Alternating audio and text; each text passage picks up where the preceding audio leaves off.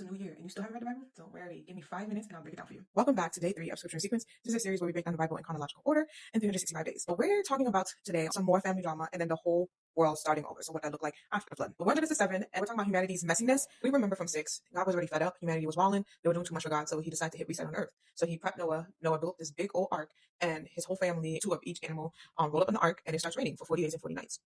The floods take over the entire earth and only the ark survives. It said at one point the flood was higher than the highest point. Imagine being higher than Mount Everest. Like, that's how high the waters are.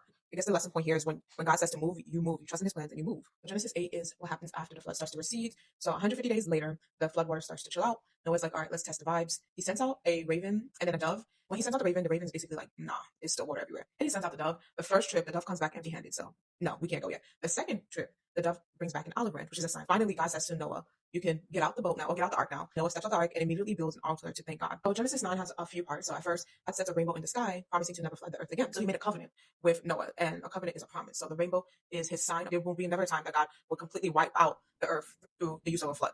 He also told Noah to be fruitful, multiply, and then take care of this new rebooted Genesis 9 was cute. We have a rainbow, God is saying be fruitful, multiply. And then we get into the second part of Genesis 9. And Noah at this point has planted a vineyard, and he gets a little too lit off his own wine and passes out. Ham, which is one of his sons, walks in, sees his dad knocked out, and instead of helping, runs to his brothers to gossip and clown his dad.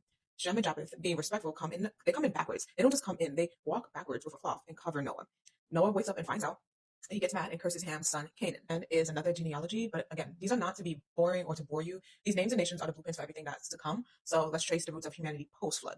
Okay, so now we got Noah's kids and grandkids spreading out. His 3 sons, Shem, Ham, and Japheth, start spreading out and finding nations. So Japheth's lines heads towards Europe and Asia, Ham's crew towards Egypt, Canaan, and Africa, and Shem is where Israel and the Middle East come in. A highlight for Nimrod, which is described as a mighty hunter, is linked to finding Babylon, which is very pivotal to the story later on. We're gonna insert some portions of First Chronicles here because it directly ties into the information that's presented here. The Japheth family takes the wandering title. They're considered like probably the OG Globetrotters.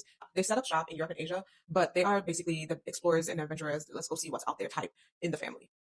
Ham's family is building empires like Egypt, Babylon, and Cush, but they also have baggage from Genesis 9, so they do have that curse on them, and we're going to see how that plays on a little bit later. Lastly, you have my man Shem.